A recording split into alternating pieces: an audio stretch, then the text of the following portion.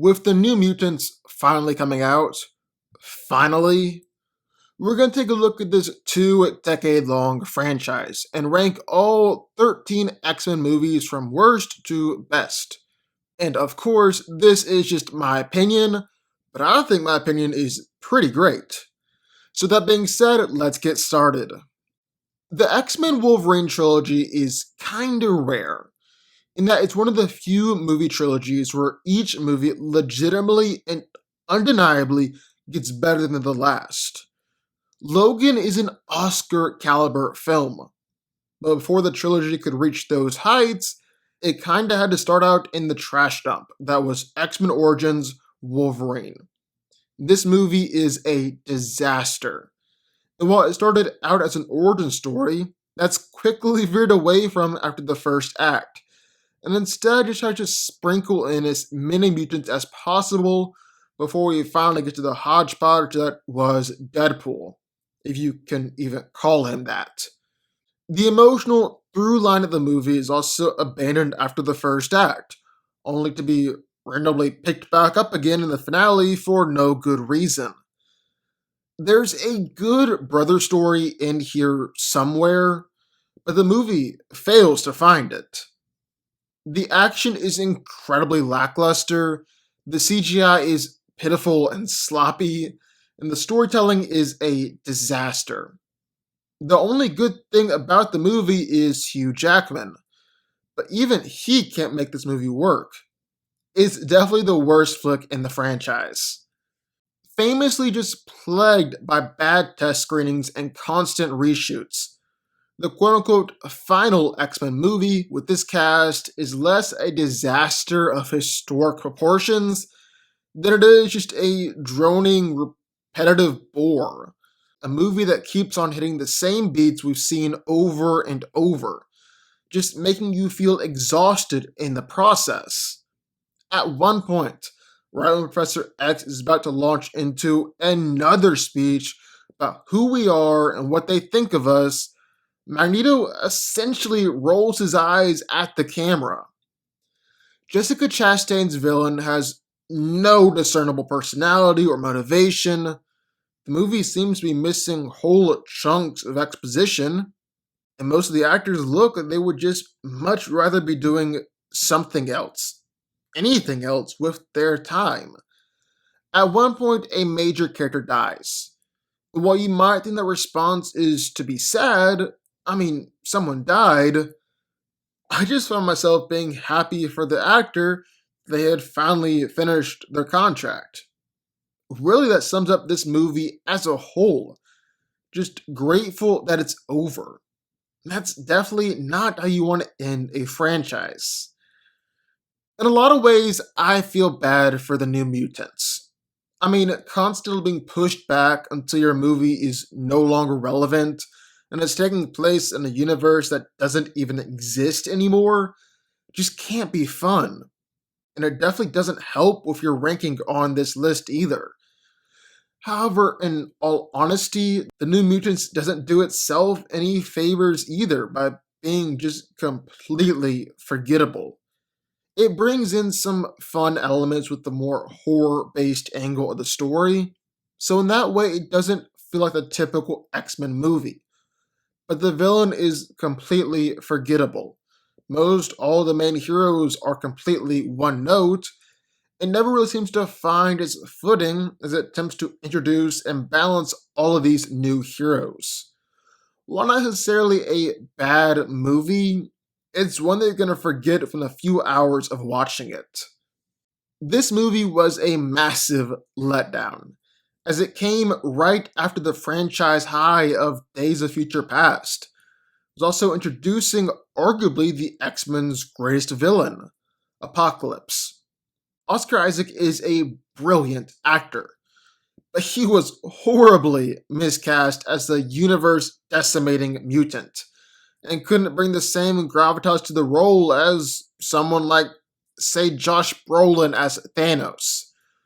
The story tries to pack way too much into the movie, as it wants to return to the grounded reality of the X-Men by giving Eric a family, literally returning to the same concentration camp, while at the same time introducing a whole new set of famous young mutants like First Class, and also show worldwide destruction through Apocalypse.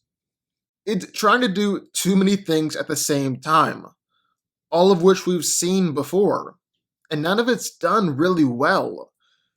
Quicksilver is kind of the best thing in the movie, as he's able to strike a strong balance of comedy and drama, and the Quicksilver scene is, once again, thrilling. But at the end of the day, there's a lack of cohesion throughout the movie, and it's one of the weaker and less memorable ones in the franchise. X Men The Last Stand is where things started to go south and things get shaky. The movie had two plot lines too many, as it tried to juggle the Dark Phoenix storyline, the prospect of a mutant cure, and Magneto forming the Brotherhood of Evil Mutants, all in the same movie. If Last Stand had focused on just one of these plots, then the movie would have been a whole lot better, as it could have fleshed out things from every character's perspectives and really been more in line with the two movies we got before this. What's also frustrating about the movie is that even though it's not a good movie, it makes such drastic changes to the franchise, like depowering Mystique and Magneto, and killing Cyclops, Professor X, and Jean Grey. Luckily, Days of Future Past was able to undo all these mistakes, but that actually kinda makes this flick irrelevant and not worth mentioning. 2000's X-Men can't be underestimated, as this movie literally defined what a superhero movie could be, as it grounded the film with real characters and real emotions rather than approaching everything as just a disposable popcorn flick. Hugh Jackman as Wolverine is definitely the best part of the movie, and it was a stroke of genius for Singer to hinge the whole movie on this character, whose entire lack of familiarity with the mutant world really mimics the vast majority of audiences. He's our N, and Jackman plays it perfectly, while at the same time also setting up a tremendous dynamic with Rogue, the emotional center of the movie. She epitomizes the fear and self-loathing that comes with being categorized as different and or dangerous. And Singer doesn't shy away from the real world parallels of the marginalization of this particular group of individuals. While pretty much everyone involved would improve upon the foundation that was built with X-Men in future installments, the movie still remains an effective and refreshingly intimate superhero movie all the same. Compared to X-Men Origins, The Wolverine was a massive step in the right direction. By zeroing in on just one character and anchoring the entire film around his existential crisis, the movie illuminates new shades of Wolverine, the most prolific character in the X-Men franchise, and does so with refreshing grace and sensitivity. This is a lonely, wounded, and world weary Logan, and Hugh Jackman turns in his second best X-Men performance to date. The movie takes full advantage of its Japanese setting. The movie is really incredibly visually impressive and dynamic, especially the bullet train sequence. In a less ambitious director's hands, this movie could be a massive stereotype, which makes James Mangold's iteration all the more impressive. However, this is a strange instance of a follow-up film diminishing its predecessor, as it feels like Logan is really what Jackman and Mangold wanted to do with the Wolverine, but weren't allowed to. Deadpool was a movie that Fox was so hesitant to greenlight, but actually turned out to be one of the highest grossing movies in the X-Men franchise. Deadpool is vastly different from any other movie in the series, and Ryan Reynolds was pretty much born to play this character. But it's not just humor and crass jokes, as he also brings a level of humanity to the character that helps to emotionally ground the film. The movie did a fantastic job at subverting expectations and toying with the conventional formula of superhero films. However, while the movie does a fantastic job with its main character in creating a very different superhero from what we had seen before, the story itself is fairly straightforward and typical, and the villains are typical as well.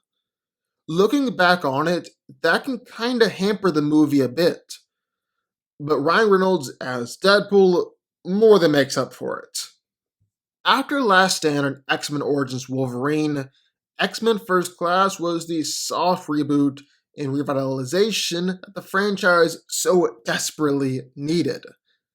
However, that's not really as important as the movie's incredible Cold War period setting, an absolutely stellar cast.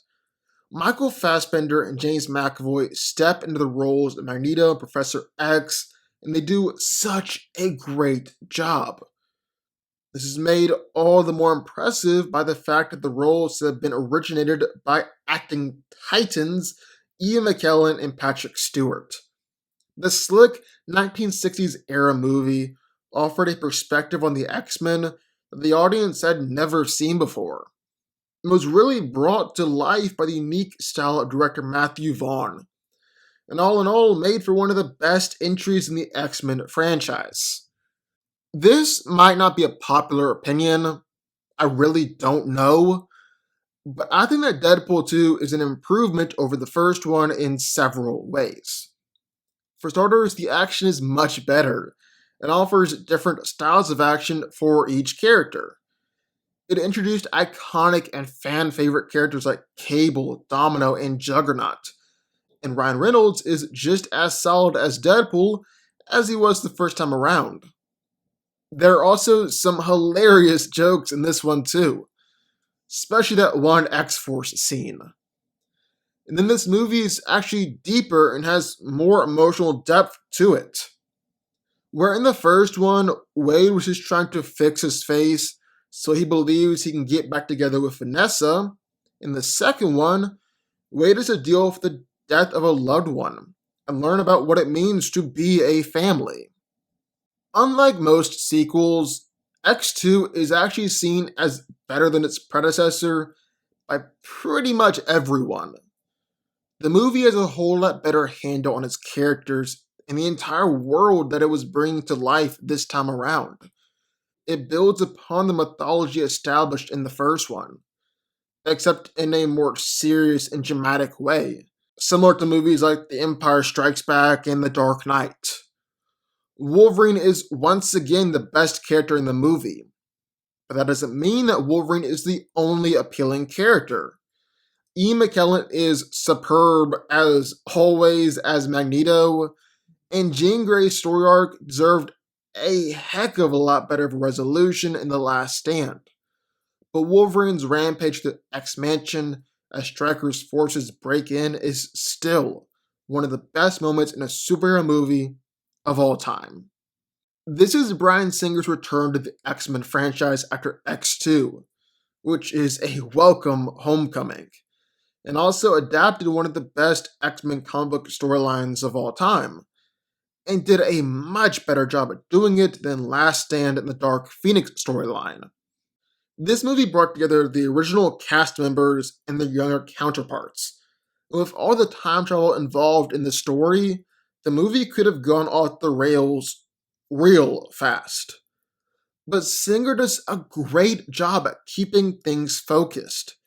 And this movie really doesn't get the credit it deserves being a worthy superhero crossover event. Granted, it's not quite as big, something like Infinity War, but impressive all the same.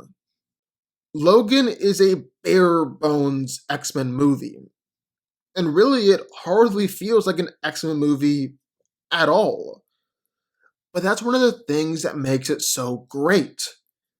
Because instead of a traditional superhero movie, this is a Western, and the swan song worthy of Hugh Jackman's Wolverine. Jackman's played this character for nearly 2 decades, and it's definitely one of the best super performances of all time. James Mangold knew this, and so he dedicated every bit of the movie to the emotional and physical toll that years of violence have taken on the character. In the meantime, the audience is taking on an emotional ride of its own. It's hard to say goodbye to characters we've grown so accustomed to, and it's nerve wracking to discover how they may leave us. Well, Logan doesn't disappoint in the slightest. Oh, and it's also the only superhero movie to be nominated for a screenplay Oscar. But what do y'all think? What's your favorite X-Men movie? Sound off in the comments down below. Also, be sure to like button, subscribe button, and I will see you next time.